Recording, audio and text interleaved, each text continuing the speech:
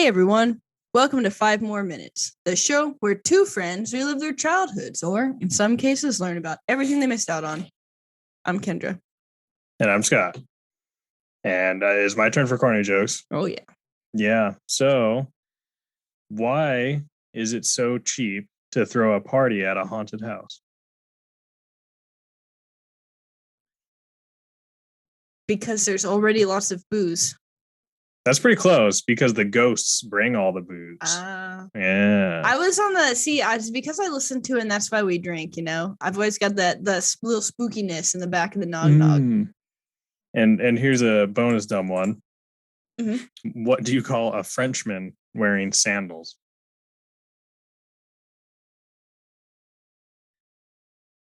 Jesus. Jesus was French? No. It is a Philippe Flop. Oh. Yeah. Okay. Yeah, think about that one. Yeah, I love that. That's the funniest joke. I think I'm gonna get it tattooed. Oh wow! Yeah. You really left an impression then. Mm-hmm. You could say that. Only the best. You know that video I have that I made in the teaching program with my English people where we reenacted the books? Is that where there was the top down your drawing thing? No, we're like doing the Hunger Games and the Lord of the Rings, and we have like knitted beards on. Oh yeah. Yeah, I had one class of my students watch that today. They find it hilarious to see like 2014 Kendra, I guess. So I think they thoroughly enjoyed it, and I'm gonna have my 5th hour class watch it tomorrow, I think. Oh boy. Yeah. The good times. Mm-hmm. And then I showed them YouTube videos from my blog. All the classics. Yeah. The 2000s ones. Mm-hmm. And then one of my students had seen Charlie and the Unicorn, and we remembered that because I was like, I'm a little bit concerned because I didn't rewatch it for the blog. And I was like, I think there's lots of like decapitation. And she was like freaking out. She was like, Miss, pause it. And then it just like ended. And I was like, I think there's more of these. And she was like, yeah, there's definitely more of those. Not quite what you remember. Because there's like 5 episodes, I think. The extended but cut. One of my students bought a like gingerbread Mountain Dew and he ordered it on Etsy as like a special edition. There's also a birthday cake one, but they're like $30. And so he might forget. But he said he was gonna bring it to class so we could all taste test it. So then I was like, I'm gonna bring coffee and make it like how I make it in the morning, and we can taste test that too. Wow. It's gonna be quite I mean, we've only got 30 minutes of class, and most kids probably aren't even gonna be there, which is honestly probably why I should have used sick hours and gone to the concert. But yeah, well, I don't know. I had to do a bunch of stuff too, like get a paper sign and turn in my keys, and I didn't want to have to try to get it all done today or do it like on Thursday. So yeah, makes sense. Yeah. Fun time. School's almost out. Then what you gotta do with yourself? This. That's it. And make dice. Nice. Yeah, I thought I'd check out the Instacart thing because you can make pretty decent money, but there's a wait list for our area. Probably a lot of people have that same idea. Yeah. Dang. Mm-hmm. You can be an Instacart person over here. There's probably not that many. That would not be cost effective. That's true. It's just a little bit of travel is all. How were your graduations? Oh, they were fine. So we actually, since it's such a busy school that they're at, me and my mom just went to the after party. We didn't go to the actual ceremony at the high school. Is it a busy school? What do you mean by that? It's just a big school. It's like Pasco. They got like 400 people. My students really wanted me to go, and they were kind of sad that I didn't because like 4 or 5 of them like followed me on Instagram, you know? And one of them messaged me and she was like, Miss, I'm so sad that you weren't there. And I was just like, sorry. I graded like for 5 hours and didn't feel like leaving. Yeah. And I feel like it would have been so hard to find anyone afterwards. Because like it's at Edgar Brown. And I was like, I'd go because like I know they want to see me, but like I don't want to try to find my like 20 students that I had out of like 600. You know what I mean? Yeah. Like, it would suck. The little after party we went to was fine though. It was funny. My twin cousins, they just graduated college, and then the young one was high school. So, but Dalton, he was pretty funny. You could tell he was pretty drunk, and he gets I bet he's a great time at parties because he's very talkative. I mean, yeah, finish. Yeah, and he was just like, going around and making people drink and do all the normal things. But is that the one with the glasses or without the glasses? No, without the glasses. Okay, I was gonna say they were pretty funny. That last time we went camping, because I think that like you guys were already in bed or something when like me and Bailey and Keaton played Rage Cage with them. Oh, yep. Because that was wild, and obviously at the funeral it was a little bit toned down, but. Yeah. I mean, they were pretty chatty and stuff. And they busted out Rage Cage at the party too. And they're like, come play. And I was like, I don't think I can handle this right now so soon after the last round of drink. But they were playing it pretty hard over there. So we got to play that sometime. Yeah, we just need a big group because it sucks with like 4 people. Yeah, because no one's ever... I also really love playing Survivor. Yeah, I don't think I've played that with you before. Yeah. Because if it's like 4 against 1, that really sucks for the person who's stuck doing it 4 turns, Oh, yeah. No kidding. Could you imagine playing any sort of like drinking game with like Mountain Dew? I feel like you'd be worse than if you were drinking. Yeah, you'd probably be more likely to throw up. Yeah. Especially like if you don't consume like 5 sodas a day. Maybe Cheyenne would win that. She probably would, but she's not very good at drinking like the sweet ones anymore. It has to be like the diet. Well, we could play it with Diet Dr. Pepper and we can see what happens. Yeah, there you go. I wouldn't be too good at that. Maybe that's a way to get Cheyenne to participate in a game. And you just randomly put a little rum in one of them. What was that? You could play Rage Cage, but tell her the cup in the middle is just full of Diet Dr. Pepper, but it's actually a mixed drink. Oof, yeah. She probably wouldn't be too happy about that, but I'm down to try it. Yeah. See what happens. That's what I'm saying. That's what I'm saying. No. You have anything else to talk about before we start? No, I don't think so. I think we're good to go. Do you know what I'm doing? Wait, no. Okay. Is there something I need to open? I asked if in a second. Not yet. Oh. I did make a PowerPoint, but not yet because I have some things. So when I say the word chainmail, what do you think of? Do you armor. Think of this? The armor they're wearing, yeah. Yeah, chainmail. Do you also think of these? No. Like send this to your friend, Yeah, I know what you're talking about. I guess it just doesn't come to my mind. You know who the main person who sent me things like that was? Who? My dad. Nice. And my Aunt Pam. Like literally like all chainmail came from that. Oh boy. And my dad was still sending me things until a few. I was trying to find an email one because I never really got like iPhone chainmail. Yeah. But I couldn't find. We were too young for that. Old. Well, yeah, I guess so. I couldn't find any good pictures of like the little email thing with the smiley face because I feel like that's like the most iconic. Yeah. Send this to 10 people or you're gonna die. Yeah. Anyways, we are going to talk about chainmail today. Oh, really? But not the material. Oh, okay. So the letters. Yeah. I'm gonna just read chainmail. You could honestly make a whole podcast about that. You probably could. Because the one of the hosts who does, and that's why we drink, her podcast with her brother is called Beach Too Sandy, and they read bad reviews of places and things. Mm-hmm. And I feel like you could have a whole email where you just read, or a whole podcast where you just read chainmail. It would be pretty funny because some of those are like incredibly ridiculous. Yeah. Wow. That also reminds me of MySpace surveys or whatever. Or were those on Facebook? Were they on both? I feel like MySpace had something similar where it would be like a thing, and you'd fill it out. Oh, yeah. I think they were on both. I was trying to explain to my students about MySpace the other day and about how you had like a top 8 and how it was anxiety inducing to some extent. Yeah, I guess if you're worried about things like that. Yeah. I'm not in your top 8. What the hell? Yeah. Anyways, I did make a thing that has images in it. They're not super exciting, but just so you could see some of the things I was going to talk about. So chainmail is which was created in 1971, is correctly regarded as the first commercially available fantasy wargame system.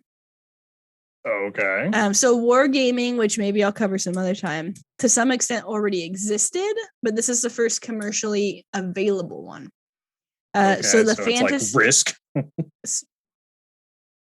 What about Risk? Risk? Is a war game.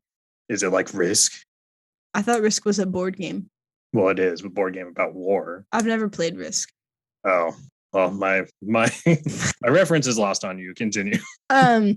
So it was created by our boy Gary Gygax and Jeff Perren, who I think I probably mentioned during our original D&D episode, which is episode 6, if you want to know. And I know that because today my 5th hour class, well, yesterday 2 of them wanted to play D&D, and they had said they might want to, so I had some stuff that I had loosely prepared. I didn't know if they were actually going to, so I didn't spend time doing it. But I think I'm going to have a D&D club next year, so. Oh, snap. And then today, like 6 of them wanted to, and so they were at like a battle scene. It took like the whole class hour. And they were like trying to ask questions. They were like, wait, D&D is that old? And then I was like, yeah, if you want to learn about it, you should listen to episode 6 of my podcast. And they were like, okay. Okay. But anyways, so first commercially available fantasy wargame system, and in many ways is a predecessor to Dungeons and Dragons, because D&D did not start as its own game. It began as a companion to Chainmail. So I see. Started with Chainmail. And Gary Gygax and Jeff Perren added a fantasy supplement to the end of Chainmail, which actually inspired Dave Arneson, who is the other guy who created Dungeons and Dragons, to create a setting of the setting of Blackmoor, which is still like a D&D setting, and formed the basis for the original set of monsters and spells. So a loose foundation. I think I might have this in my notes, but I think when they started playing, because you know how they like play tested it kind of for like 2 years with like their friends and families, and then those kind of became like NPCs and things. I think that started out as Chainmail and then morphed into Dungeons and Dragons. Oh, okay. That was my understanding of it when I read it. Interesting. So they're just trying it out and it evolves. And so it is classified as a medieval miniature war game. And it was created by expanding on the rules that Perren made. This history is like all over the place. I tried to write my notes in the best order. And they were all members of the Lake Geneva Tactical Studies Association, which I know I mentioned before, the LGTSA. Oh. Yeah. And it was originally released by Guidon Games, Guidon. I don't know how else you would say that. Or Gideon. I don't know. Yeah. But it was released in 1971. But Chainmail did not just become existent on its own. It was Perren creating rules for a pre-existing war game called the Siege of Bodenburg. Okay. And that's what the first slide in my slide is. Obviously, that's really hard to read, but that's just to show what it looked like when it was published. So the Siege of Bodenburg was published in the Strategy and Tactics Journal of American Wargaming and episodes. I keep saying the wrong words in magazines or issues or whatever, 6 through 10. And this image with the graph is like how you would lay it out. I didn't do that much research into this one since it's a little different, and obviously those images are small to just look at them like that on the screen. The next slide is people actually playing them at GaryCon 10. That's all set up. They have a whole convention for Gary Gygax. Oh, wow. Yeah, GaryCon. GaryCon. Yeah, so anyway, so that's how it's laid out. They're like sieging a castle. So the Siege of Bodenburg was created by Henry Bodenstadt, and I'm wondering if Bodenburg is like a play on his name, because it didn't really seem like anything real when I looked it up. Yeah, I'm sure it is. And I couldn't really find anything about Henry. I was trying to find a picture of him. not really that much there. But that was created in 1967. So published in episodes. Jeez, the word is right here on the page. Issues 6 through 11 of Strategies and Tactics, a wargaming magazine that's now published by Decision Games, notable for publishing a complete new war game in each issue. Okay. And it seemed like the magazine still existed when I looked it up. Question mark? It seemed like it. Some of the websites sometimes are a little weird when they've existed for a while. Yeah. So it includes a game covering various military events. So more military, I mean, because it's wargaming, but like very, military focused in those situations versus other sorts of tabletop RPGs. So, description. Siege of Bodenburg is a set of rules for a miniatures war game scenario. And I think it was either the first or one of the first that utilized miniatures. I kept finding a bunch of information on how like the scale of the miniatures was changing for each game. And I was like, I don't think anyone really cares about this. This one, it was 10% bigger than the last one. Yeah, I do think that Chainmail was the first to use like a 1 to 40 scale or something, 40 to 1. I don't know. Mm-hmm. And I think that's like I think the common thing today is like 28 maybe for like little guys. Sure. The setting is a highly fictionalized battle in late medieval or early Renaissance Europe. In the scenario, Count von Boden is expecting a wagon train of supplies from Wernigerode to arrive. I think this was a German thing, so that's so Bodenburg. But is instead attacked by invading Huns and Turks. The castle needs to hold out until the wagon train and its defending Landsquenettes arrive. I don't know what that word means. Or until the rest of the Count's knights return from the tournament in Quedlinburg. The rules are close to tactical, with each figure representing a single man. They are designed for 40 millimeter. Oh, so this is a 40 millimeter one. Elastolin figures and accessories. I'm assuming that's a type of material. Mm-hmm. But since they give movement allowances and firing ranges in numbers of squares, rather than inches, the game could easily be played in other scales or even as a board game. The rules are fairly elaborate with sections for hidden movement, sallies. What's a sally? No idea. Scaling ladders, supplies, morale, etc. It was designed for use with 40 millimeter miniatures. What is a war sally? War Sally. Sally was just a puppy when she was given to the captain of an infantry regiment. What? What the heck are you looking up? Sally, Civil War mascot. America comes to life. I don't think that's a Sally. Yeah, that doesn't feel like it. What did Sally the dog do? Is Sally just a dog like a mascot that everyone knows about? What? Meet Sally, the Civil War vet. Sally wasn't a combatant. She didn't carry a gun or wear a uniform. We've gone down a rabbit hole, folks. Yeah, that didn't take much for derailment. The 11th Pennsylvania Volunteer Infantry. It was a brindle bull terrier puppy of a fine breed who showed marks of her blood. Love at first sight. The soldiers were crazy about the puppy. But she was just Sally. Okay. She was on the front lines. Second Bull Run. Antietam. I don't know how to say that. Fredericksburg. Chancellorsville. All right. Been all over the place. Mm-hmm. Although she was a Confederate dog, so. Ah, shit. Yeah. Anyways, I feel like I need to learn more about Sally the dog. Okay, wait, maybe Bodenburg is a real place. Okay, yeah, I did look this up. I made these 2 days ago. I'm having confusion. Gotcha. Bodenburg is a village in Lower Saxony, Germany. A castle with a moat and a standalone tower was built on the site circa 1000 AD, and the castle was soon accompanied by a village of half-timbered houses arranged in the shape of a T. The oldest document referring to Bodenburg was produced by the Bishop of Hildesheim in 1142. The castle was the seat of a family of barons who supplemented their income with the salt of Salzdetfirth. I'm American. In 1359, the Baron von Bodenburg became a vassal of the Duke of Braunschweig. It was mentioned in Tom Clancy's bestseller, Red Storm Rising. Hey, I started that book, and I don't know if that's the one I didn't finish or not, in like 7th grade. Yeah, It's probably downstairs in my box of books that I can't get rid of because I've had you can't decide if you're getting rid of it or not. Yeah. They've been sitting there for 6 months since I moved in.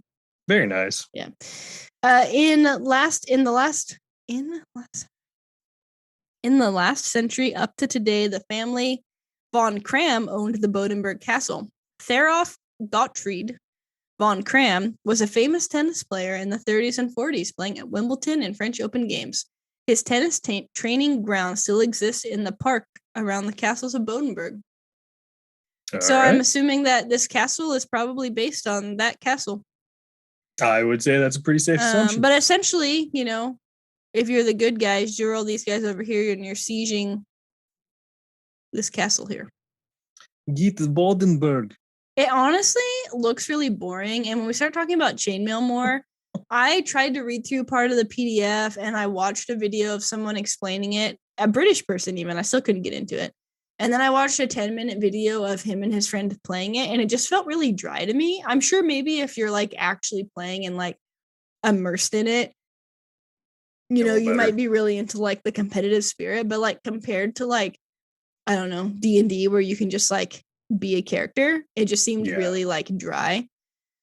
If there's catapults that actually work though, I mean, I could get into that. That's pretty legit. Yeah. I guess shoot things. Yeah. So Gygax, and I'm assuming Perren also, but a lot of this was focused on Gygax because obviously he's like the bigger name here.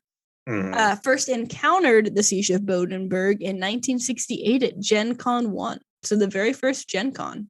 First Gen Con, that convention about generators. No, I really want to go to Gen Con though.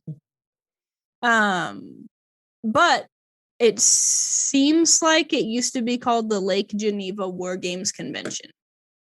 That is a much longer name. Mm-hmm. And what is Lake Geneva? A city in Wisconsin? Lake Geneva is a resort. Can you have a resort city in Wisconsin? What do you mean, can you? I mean, that's what it's called, but Wisconsin just seems so... I mean, it's a big state. Well, I know, but it just seems so Wisconsin, you know? It seems so Wisconsin over there, I know. Lake Geneva is a resort city on Geneva Lake in southeastern Wisconsin. The lakeside shore path is dotted with Gilded Age mansions. Ooh, the Gilded Age. I forgot I was watching that. I need to stop doing that. That's a show? Yeah, it's an HBO Max show. It's kind of like the American predecessor to Downton Abbey. Like Downton Abbey takes place right before and during World War I, and this takes place in the 1890s. Yeah, all right. Yeah. And I forgot there's a Downton Abbey movie. It was just in theaters. Anyways, nearby, the 19th century Black Point Estate and Gardens was a summer home of Chicago beer magnate Conrad Seep. I learned about him. Why did I learn about him? I feel like because there's some like haunted beer underground tour thing that my podcast that I listened to covered. We're gonna have to talk about that sometime. Anyways, haunted underground beer. Back to chainmail. Oh. So that leads us to chainmail. So it was 3 years between when Gygax and Perren encountered the Siege of Bodenburg to when chainmail was published by Guidon Games, and then later, I think the second edition was published by TSR, which was, if we all remember from episode 6 or whatever episodes I talked about this, because it was more than one, was their company that they made, you know? Yeah. Bros making waves. I kind of like the chainmail background, honestly. Yeah, it's pretty legit. Yeah. Chainmail, all about it. What link did I link here? What link is linked in the link? Oh, I did. Okay. The original set of medieval miniature rules by Jeff Perren were just 4 pages. Gygax edited and expanded these rules, which were published as Geneva Medieval Miniatures in Panzerfaust magazine in April of 1970. That was a mouthful. Yeah. Geneva Medieval. Geneva Medieval Miniatures in Panzerfaust magazine. Wow. Panzerfaust. So before it was officially published as its own thing, the rules were released as an expansion, I think, of the Siege of Bodenburg in that German magazine that I just said in April of 1970, using 1 to 20 figure scale. Panzerfaust was a wargaming magazine started by Don Greenwood, who was a board game designer and was a pioneer editor among commercial board wargaming magazines. In 1967, and named after the German Panzerfaust, a recoilless anti-tank weapon. Oh, yeah. It's in Vanguard, Call of Duty, the rocket launcher. Oh, that's how come that name sounded familiar. Oh, yeah. I don't use rocket launchers. True. Yeah. Avoid them at all costs. Except the Strela. That's pretty nice. It is fun. Just recently, I took down the helicopter. You did. Highlights. The rules were again revised and then self-published in the newsletter of the Castle and Crusade Society, which was created by the chapter of the International Federation of Wargaming, which was like a club that ran until the early 70s. It was co-founded by Gygax. This guy's just like a part of all these weird things. The Castle and Crusade Society, these places really need to learn like Lake concise Geneva names. Yeah, Lake Geneva Tactical Studies Association. Jesus. I mean, before Gen Con was renamed, it was the Lake Geneva War Games Convention. Just so many words, like 2 words more than needed for everything. Yeah, like we can definitely make a more efficient name. Yeah. I mean, we got all these brains making these huge manuals, and everything's got to be intense. Yeah, really pioneers in their area, though. Definitely True. some things wrong with the olden days of gaming, but definitely pioneers. Mm-hmm. So you can buy this. I obviously just found the PDF online, but you can buy it on DriveThruRPG, which is a popular site for like homebrewed Dungeons and Dragons content. And the Wizards of the Coast language, since they own it now, says that whether you want to fight historical battles based in the trenches of reality or fantasy battles rife, which I love the word rife, with magic and fantastic beasts, Chainmail gives you the rules to fight the wars you want to fight. Nice. Yeah. So a little bit about first edition. I do have some points on how to play. Kind of weird. I didn't really. It was just very dry, like I said. So first edition, published in 1971, through Guidon Games, which was run by Don Lowry, Loyrw, at Gen Con 3 in 1970. And he had founded Guidon Games to produce a series of rules called Wargaming with Miniatures. The first game published with let's redo that sentence.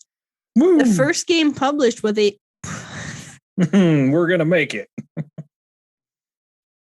The first game published was a further expansion of the medieval rules published as Chainmail. And it had 3 debut products, which you'll talk about. So Chainmail included a 14-page fantasy supplement. I forgot. Also, the next slide has the covers and stuff on it, and I'll explain the other 2 things in a minute here when I get to it in my notes. Okay. But very similar cover to the first edition of Dungeons and Dragons. I believe I didn't put that here again, but with like the sketchy, the font, like all very similar. Yeah. And I'll get to those other 2 pictures in a second. So it included a fantasy supplement that included figures such as heroes, superheroes, and wizards. The fantasy supplement also included mythical creatures such as elves, orcs, and dragons. So again, like the very basics of what would become D&D. The fantasy supplement also referenced the works of J.R.R. Tolkien, Robert E. Howard. That name is familiar. And a couple others, Paul Anderson and Michael Moorcock. I think I meant to look those guys up and I didn't. So they must just be more olden times authors, yeah. The fantasy supplement encouraged players to refight fixed battles based on fantasy fiction by Tolkien and the other writers.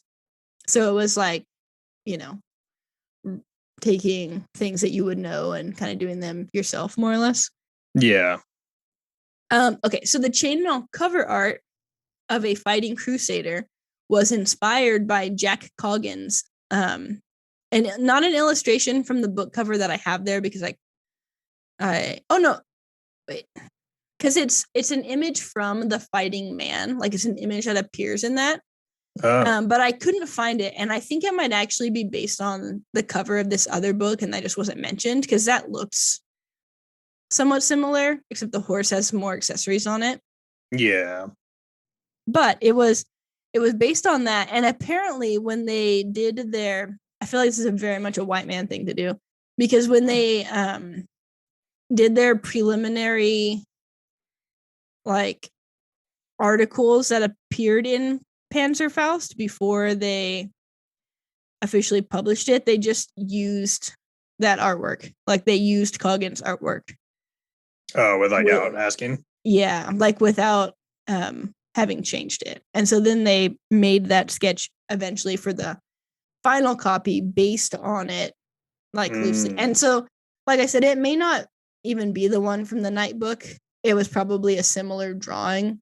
I couldn't find any pictures from inside of the fighting man, just all the ones drawn on the cover. The fighting man. Yeah. Yeah. And then for the fantasy supplement, so you can go to the next slide. Boy. The fantasy supplement cover was the illustration of a mounted knight charging towards a dragon, which was drawn by Don Laurie, who owns Guidon Games. And it was based heavily on an illustration by Pauline Baines for Tolkien's Farmer Giles of Ham. That's also quite a name. Yeah, and I thought I had this linked here, but I think I must have had the tab open and then closed it when I restarted my computer. Because I've literally, I guess the only Tolkien books I've heard of are The Hobbit and Lord of the Rings. I'm sure there's like a ton more. Yeah. But Farmer Giles of Ham is a comic medieval fable written in 1937 and published in 1949. The story describes the encounters between Farmer Giles and a wily dragon named Chrysoflax. Aha. Chrysophylax. And Make you think about it. Yeah. And how Giles manages to use these to rise from humble beginnings to rival the king of the land. It is cheerfully anachronistic and lighthearted, set in Britain in an imaginary period of the Dark Ages and featuring mythical creatures, medieval knights, and primitive firearms. It is only tangentially connected with the author's Middle-earth legendarium. Both were originally intended as essays in English mythology. All right. Yeah. So maybe we should do some like deep dive where we take like authors famous for things and read like a book no one knows about. Yeah. That could actually be interesting. Maybe once I'm done with this little series of ideas I have, maybe I'll do that since I'm like a nerd. And yeah. I mean, I did get you Dune for Christmas. I mean, that's true. I'm on like chapter 10, so. But I mean, we covered it so well. It feels like I read it. My goal is to read one book a week during my summer break because last year I started like 5 books and didn't finish any of them. And I probably have like 30 books just at my house that I haven't read yet. So there you go. Primed and ready. Yeah. Anyways, Farmer Giles, So when it was the first edition was published, it quickly became Guidon Games' biggest hit, selling 100 copies per month. Look at that. Yeah, which in 1971, pretty damn good. Yeah. And so I don't know. I guess I didn't mention what the other sections of it were. So you have, let's see here. You have rules for medieval miniatures, man-to-man combat, and then the fantasy supplement. So those are the 3 main sections of Chainmail. So in rules for medieval miniatures, you have turn sequences, terrain effects, terrain selection, movement, formation and facing, fatigue, missile fire, catapult fire, gunpowder weapons, melee optionals, morale, historical characteristics, weather, and sieges. So those are all of the rules. That spans from page 8 to 22. I am looking at the 3rd edition PDF, so about 14 pages of content. In man-to-man combat, you only have jousting and suggested point values. And then in the fantasy supplement, you have fantastic characters. And then underneath there, you have halflings, sprites, dwarves, goblins, elves. And I'm sure 3rd edition had way more than the 1st edition did. Yeah. Orcs, heroes and anti-heroes, superheroes, wizards, wraiths, lycanthropes, trolls, giants, treants, dragons, rocks, ROCS. Rocks. Listen, I was trying to read them fast. I wasn't paying attention. Yeah. I caught myself right away. Do you see the confusion? I was like, wait, what did I just say? Yeah, I did. Yeah. Rogues and elementals, and then wights. And then you have magical weapon, air movement, catapult fire versus fantastic figures, combination figures, fantastic sieges, and general lineup. It's a lot of things. Yeah, which is why I was having a hard time trying to read through it. But I do have some general descriptions of some of the rules that I'm going to read. Just of note, though, the 3rd edition was published in 1979. So the 3rd edition was published 5 years after. Look at my hand. Oh, you've been marking the crap out of yourself. So that was published 5 years after OD&D came out. So original Dungeons and Dragons was published in 1974. So they were still in that time where they kind of separated D&D. They were still workshopping Chainmail as its own thing, which seems weird to me since a lot of Chainmail, it's almost like it's maybe a more like watered down version, like less role play heavy and more, although old Dungeons and Dragons not super role play, but I could see that being kind of like the main difference between the two, I guess. Sure. Yeah. So rule system, general overview, mass combat. In these rules, each figure represents 20 men. Troops are divided into 6 basic types: light foot, heavy foot, armored foot, light horse, medium horse, and heavy horse. Melee is resolved by rolling 6-sided dice. For example, when heavy horse is attacking light foot, the attacker is allowed to roll 4 dice per figure, with each 5 or 6 denoting a kill. So it only used D6. On the other hand, when Lightfoot is attacking heavy horse, the attacker is allowed only 1 die per 4 figures, because the heavy horses are bigger than the little guy, so he's going to do less. A lot more damage. Yeah. So it's kind of a number of how many die you needed based on like the type of your character as it fell into like size, basically. Yeah. So, and then in that case, only a 6 denoted a kill. Additional rules govern missile and artillery fire, movement and terrain, charging, fatigue, morale, and the taking of prisoners. So that's for like big, like group versus group, or one person versus like 6 bad guys. Yeah. And then man-to-man combat. So the core of these rules became the Appendix B chart, mapping various weapon types to armor levels and providing the need to hit rolls for melee round. The man-to-man melee uses 6 2-sided die to determine whether a kill is made. There's not more information on that one.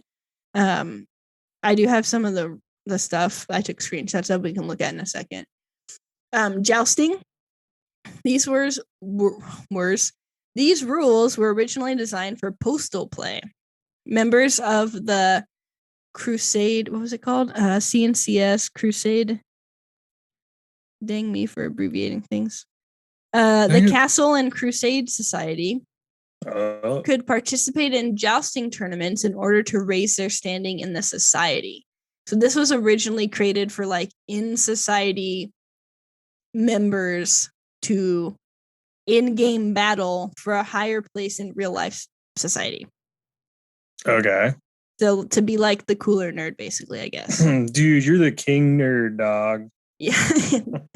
Wow, king nerd dog. That's king nerd dog. Jackie, can you please draw something that looks like a king nerd dog?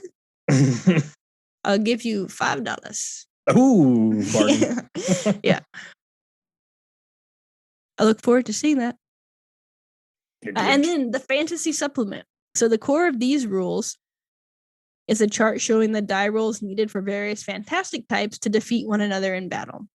The first edition Chainmail Fantasy Supplement added such concepts as elementals, magic swords, and several spells, including Fireball and Lightning Bolt.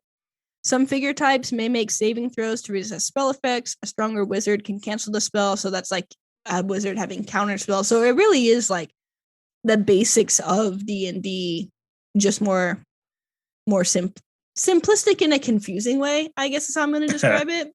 You like the characters and stuff are simplistic, but all the rules are honestly, maybe someday we should try to like play this and then do a follow-up episode. Because like, whoa. Yeah. Because I'll get to this in a second, but there is a version that's only 22 years old. So creatures were divided between law and chaos. So again, you have alignments in D&D. When fighting mundane units, each of the fantasy creatures is treated as one of the 6 basic troop types, which were like the light foot, the heavy foot, the armored foot, that sort of thing. Heroes are treated as 4 heavy footmen and require 4 simultaneous hits to kill. And superheroes, which I kind of wish I would have looked through to see what the description of that is, are twice as powerful. Wow. Yeah. So on slides 5 and 6 are some of the wording from the book itself. So turn sequence, the move counter move system. There were multiple systems. And the next slide is also a movement system. But in the move counter move system, both opponents roll a die. The side with the higher score has the choice of electing the first move or the last move. So it's kind of like when you flip a coin in football. Yeah. Offense or defense, you know. The side that has first move moves its figures and makes any split moves in missile fire, taking any pass-through fire possible at the same time. I'm assuming that's because you're far away when you start. So it's going to be long range missile fire. I'm not quite sure what split moves is. The side that has last move now moves its figures and makes any split moves and missile fire. Maybe split moves just means splitting up, like not moving as a group. Could be, yeah. So then artillery fire is taken, then missile fire is taken, and then melees are resolved. So if you've become close enough in range to do a melee attack, that's step 6 in the turn sequence. So it's not like normal D&D where every single person rolls and has a number. It's like this side goes and then this side goes. And if it's like 2 people doing each, then you would just be working together. Right. And then step 7, steps 1 through 6 are repeated until the game ends. Note, missile fire from a split moving troop is considered to take effect immediately during the movement portion of the turn. All other fire, both artillery and missile, is considered to simultaneously take effect just prior to melee. So kind of like how in D&D where everything is kind of going on at the same time, even though you're not processing it that way in the moment. Yeah. Then you have the simultaneous move system. Both sides write orders for each of their units, groups of figures of like type, including direction of movement and facing. Both sides move their units according to their written orders, making one half of the move, checking for unordered melee contact due to opponent movement, and conducting split moves and missile fire, and taking any pass-through fire. So what I'm reading from this is that you write down what you're going to do without telling the opposition. Yeah. So it's more, I guess, more surprising because you're kind of moving at the same time. So you don't have time to necessarily like react and decide what you're doing. You're just kind of more thrown into it. Artillery Are you fire, able to change, like, if it's written down, are you able to change what you're doing in retaliation? So it says down here in the note, exact orders for each unit must be given. Cavalry may be given the order to charge if charged, so it seems like maybe you can do whatever this charge if charged is as like a new order. Kind of like a counter attack. Yeah. And so I'm assuming that you kind of have to just follow your plan through for the most part, unless for some reason you have to. And then I guess just whoever planned the best wins. Yeah. And so then this last slide is the fantasy combat table, which I thought was like really kind of confusing to me. And it kind of just looks like a number search. Yeah, it's like a matrix. Yeah. Let's see, I was gonna try to find something really quickly in the booklet, but yeah, it's I don't know. To me, that kind of just like was confusing to look at without like a whole heck of a lot of context for what the game is. Yeah, it's just a cheat sheet because you see its attacker on the left, so whatever they're attacking the top thing, and that's how much damage they do, I guess. Mm-hmm. Yeah. And it says like under total, equal to total, over the total. And then, I was gonna look up what superheroes were, huh? That's what I was gonna do. Superhero. And so you would already know like how many of the die you would need to be rolling based on your character type, and then that's the number you need, I would be assuming, to hit. Mm-hmm. Really quickly, the introduction. I won't read the whole thing because it's long. Games are based on warfare. Games based on warfare have interested men for centuries. As such games as checkers and chess prove, the latter games are nothing less than the warfare of the period in which they were developed, abstracted and stylized for play on a board. Chess is so abstracted that it is barely recognizable as a war game. At the other end of the spectrum, and of much more modern invention, are military miniatures. By use of figures scaled down to an inch or two in size, the players more realistically stimulate warfare and are not tied to a stylized board. Miniature warfare allows the combatants to have a never-ending variety of battles over varying terrain, even refighting historic actions involving tremendous armies! ! Very dramatic. Yeah. First, you can utilize odds and ends to simulate terrain or buy commercial materials from your hobby supplier and lay them out on a flat surface to form the battleground. Scraps of wood with the edges and corners smoothed are pyramided to form hills of varying size and elevation. Twigs with pieces of green sponge or lichen stuck on and set in clay bases serve as miniature trees. Rivers are drawn with blue chalk or made with strips of blue plastic or felt. Roads are represented in much the same way as rivers, only brown is used. With a little imagination, almost any kind of terrain can be constructed in like manner. And then it gives you like a bunch more detailed things of how you can create your wargaming thing. And then it talks about how the men are scaled down in size. And so they only move. It's kind of repetitive.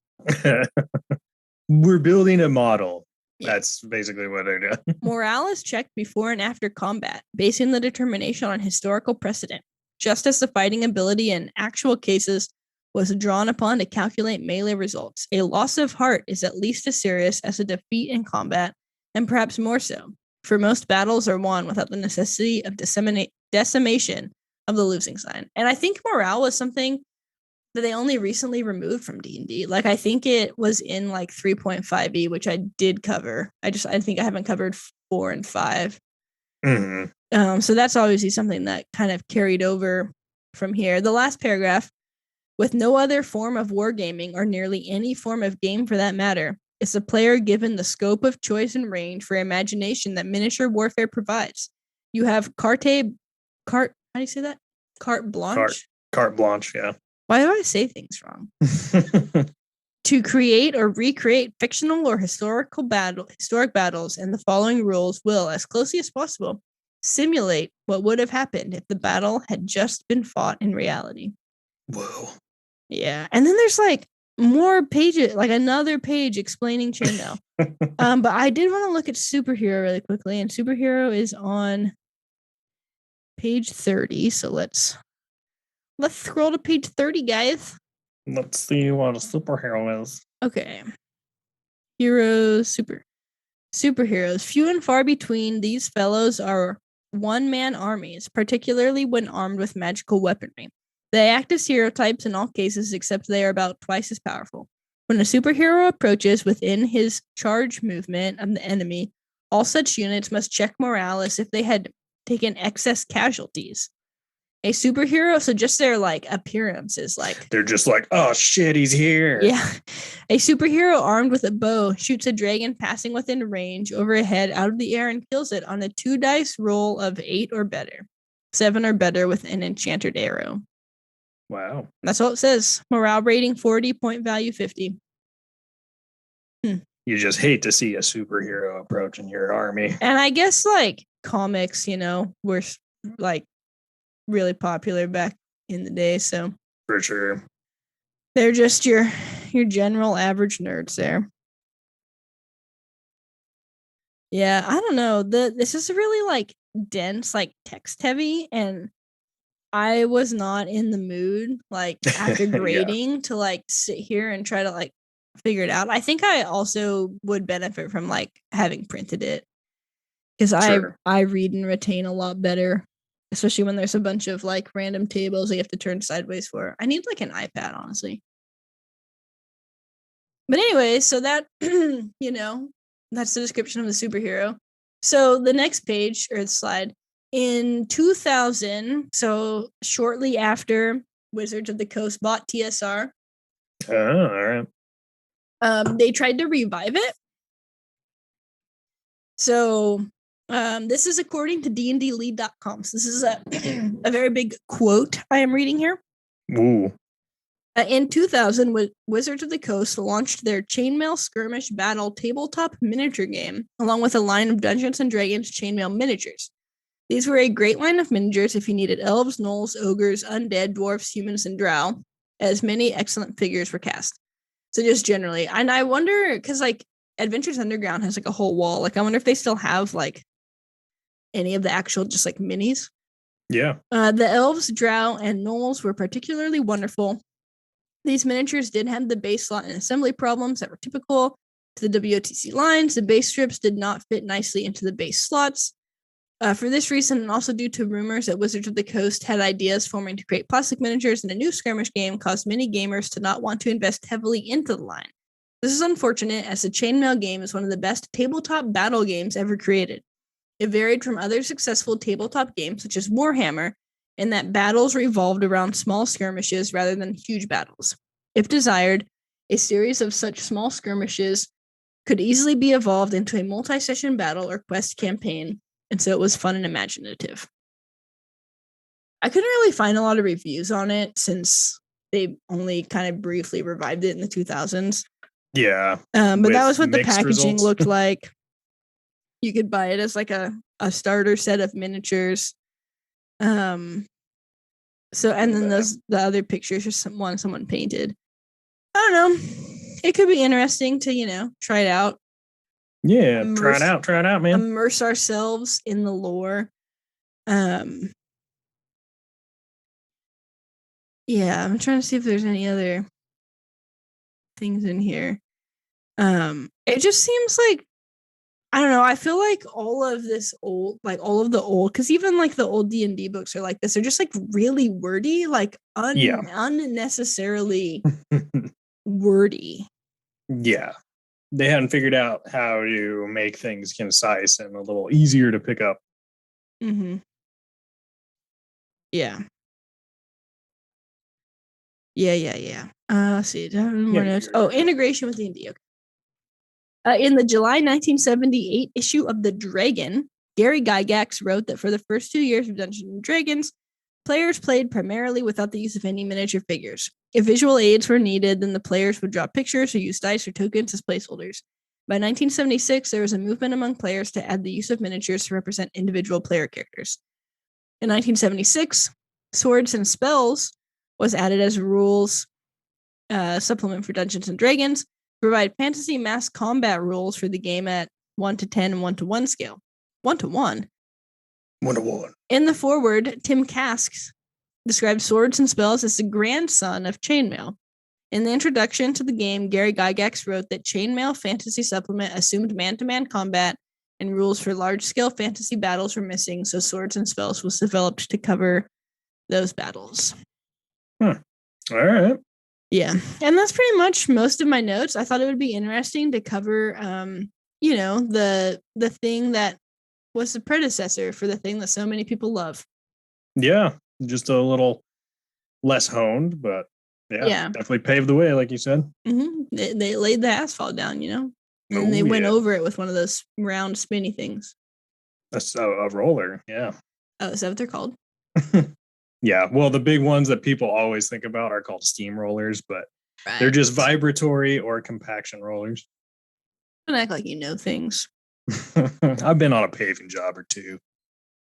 But anyways, I think it could be fun to try that. Because, I mean, honestly, you could do a 1v1. You wouldn't even... 1v1 me, bro. Okay. When and where? All right, dude, geez. When and where, man? In 10 minutes right here. I can't be there that fast. Oh, that sucks. You live. Wait, I'm going to close my eyes and teleport.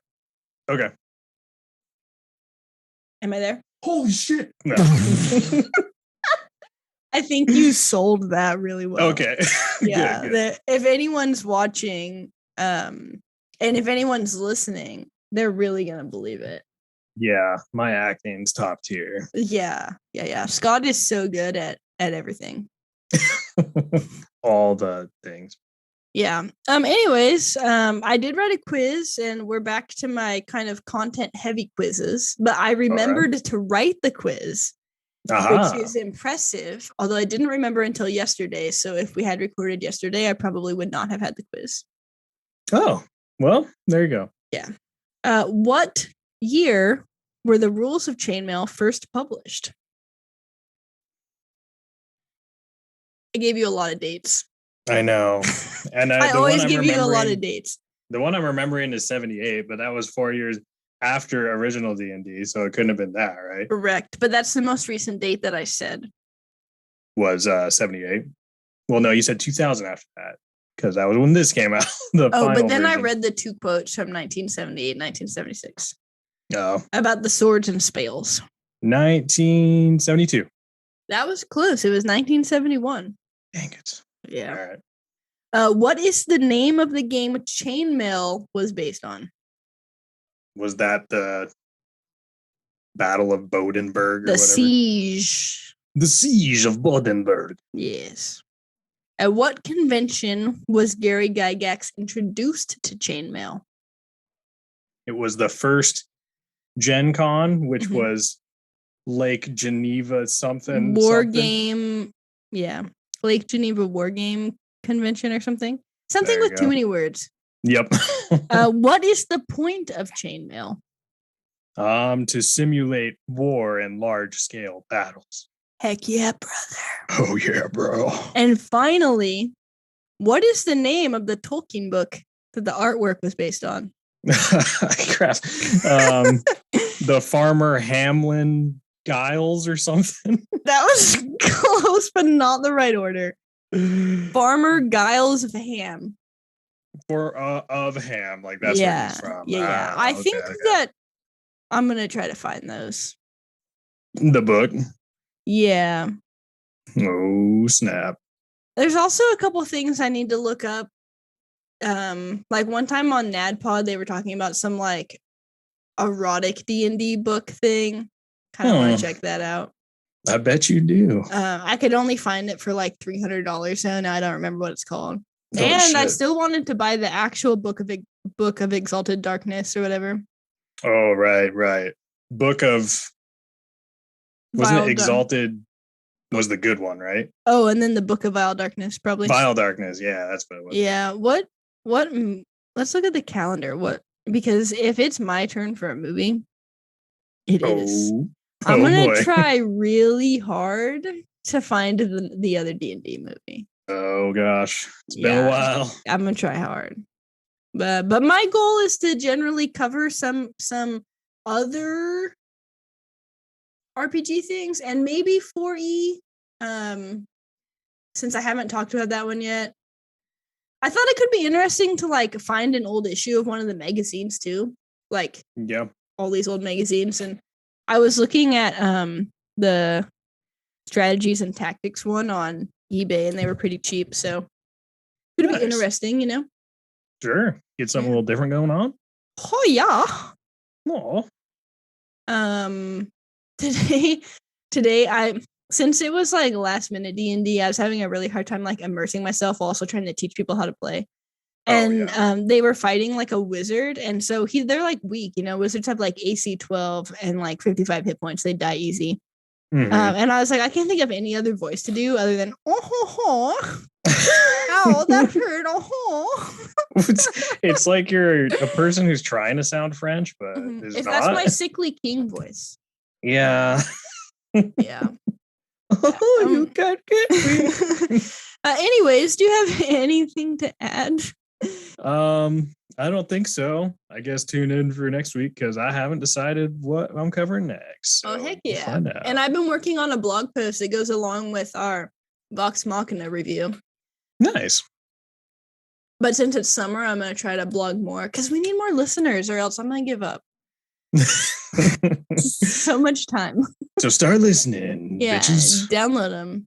But I wanted to give a shout out to all of my students who have been listening to the podcast and following this page and my dice page on Instagram.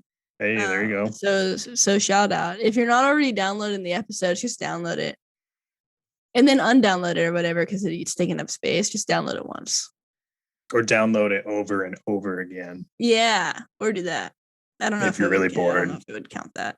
I don't know. But anyway, shout out. It's summer break, so make good choices. I knew you were going to say that.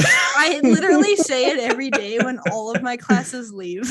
I almost interjected and said it myself, but for probably like since January or February, I've said that like every day for every class. It's ingrained now. Yeah, and tomorrow I'm gonna play Never Gonna Give You Up. Nice. Yeah. Anyways, do you have anything to plug? I don't think so. Your butt? Congrats. Whoa. I would say congrats to my 3 cousins once again graduating. Yay. Yeah, cousins. Woohoo. Oh. Yeah, so if you like this content, please like and subscribe wherever you get your podcast. Give us a rating and review. Shout out to my 2 students who graduated. If you're listening, Zara and Natalie, for at least giving us a rating. Woo! Yeah, heck yeah. Download them because that's what matters. Share it with your friends and family. Your friends who are your family. Your friends who are more like friends who are more like family than your family is. I messed that up. Didn't sound good. That was rough. You can send us an email to 5FIVE moreminutespod@gmail.com with topic suggestions, feedback. Send us notes. We'll read them. Sure. You can also follow us on our socials that we use usually. At 5, the number 5, MMPOD. And you can use that sweet, sweet summer hashtag 5MMPOD. Oh, yeah. Yeah. I think I said everything. Yeah, I think you got it covered. And I guess if that is everything, we'll clock out till next time. Yeah. Ding. That was the clock going off. Oh, I see. Bye.